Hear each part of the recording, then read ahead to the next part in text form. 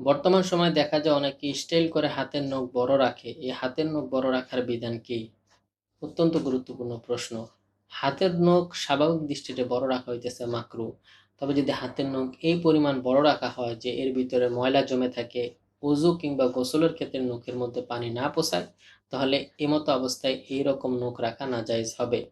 এ সম্পর্কে রাসূলুল্লাহ সাল্লাল্লাহু আলাইহি সাল্লামের হাদিস আছে সহিহ বুখারী এবং ইবনে মাজায়। হযরত আবু হুরায়রা রাদিয়াল্লাহু আনহু থেকে বর্ণিত, তিনি বলেন রাসূলুল্লাহ সাল্লাল্লাহু আলাইহি ওয়াসাল্লাম বলেন, ৫টি জিনিস মানুষের ফিতরাত তথা স্বভাবগত অভ্যাসের অন্তর্ভুক্ত: খতনা করা, হাতের নখ কাটা, গোঁফ কাটা, নাভির নিচে লোম পরিষ্কার করা এবং বগলের নিচে লোম পরিষ্কার করা। সুতরাং এই হাদিস থেকে বোঝা যায় হাতের নখ ছোট রাখা এটা হইতেছে সুন্নত।